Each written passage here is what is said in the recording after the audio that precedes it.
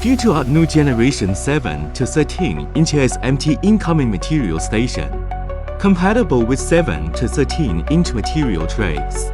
Achieve full process unmanned operation from material tray feeding, labeling, verification to unloading.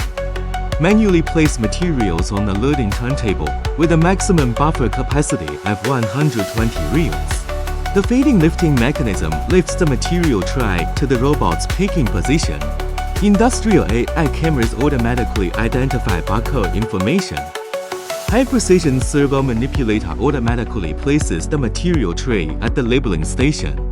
Labeling manipulator automatically picks labels and accurately applies them.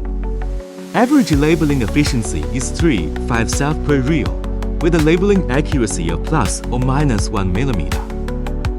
After labeling, high-definition industrial AI camera accurately reads codes and rechecks, ensuring 100% accuracy.